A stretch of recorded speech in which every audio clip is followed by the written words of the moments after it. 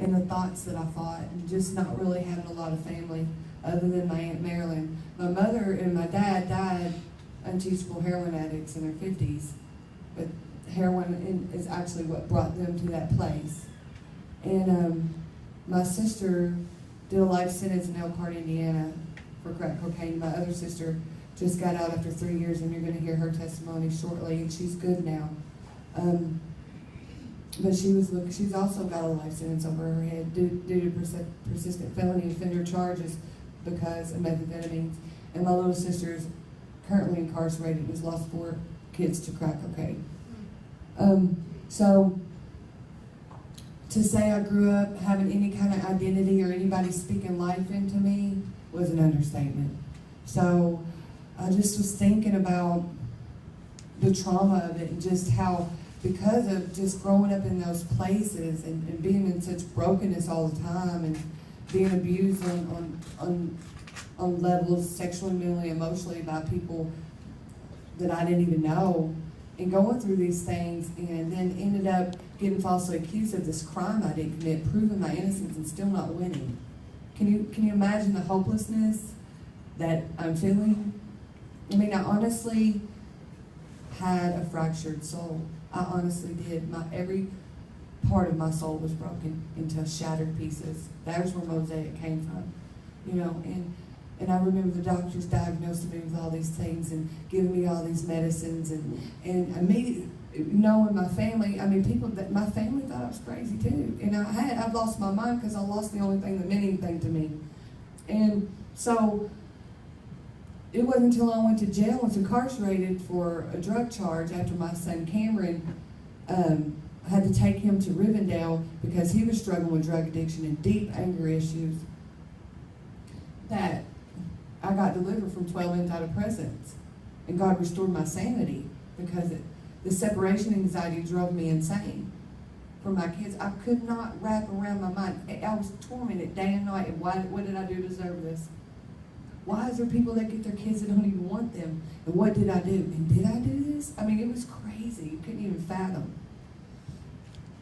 I was so lame and didn't know that my gates could be beautiful with one word.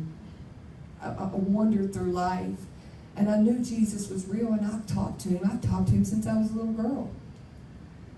And it wasn't until I went to jail that God healed me from all of that, because I did end up incarcerated, and I ended up having a love encounter with Jesus that just overtook me for about an hour in the cell, and God showed me that he would restore everything Satan stole. He showed me that it wouldn't be easy, but that love will win. And he said he does not want his people to smack his bride in the face with condemnation and shame. That he needs his people to know that he's a good dad and he loves them. And he sent me to be a voice of love. And he showed me the vision, and I seen it plain as day, people sitting in pews and not knowing him. They didn't have any oil, and they didn't have any intimacy. They were too busy doing what Jesus did and missed what he was doing. And he said they think they know me, but they don't, because they won't step out of their comfort seat for their brother and sister in Christ. They're too busy judging them. And I was wrecked. I was completely wrecked, completely undone in love, and completely wrecked. And I'm like, I will go. I'm a mess, and here I am. And he ain't looking for perfect, he's looking for willing. And I started to sit with women for a straight year and listen to their stories in jail, and a revival broke out in the Henderson County Detention Center. And they're still talking about it, because his love swept through there like a wind, all because I said yes, and my yes was louder than my no. And I said, I don't care what I look like. I don't care how foolish I am, because he said he'll take the foolish things to confound the wise. I don't care what I have to do. I just want people to know this love. I can't stand the thought of people being in hopelessness and shame and guilt. I can't stand it. I want people to know their love so bad, more than anything in the world. That's all I know. I don't have it all together, and I don't claim to. I'm just willing. There's so much stuff in my life still. I'm like, Lord, please help me. But thank God that I know about accountability, and I can go, I'm struggling with this and that. Help me. I'm not okay. I'm not too fearful or too much pride to say I'm not okay. That's pride. I need help. Will you pray for me? I'm struggling. I'm a mess. And if you can't be real, you'll die behind your mask. You just have to be able to be real.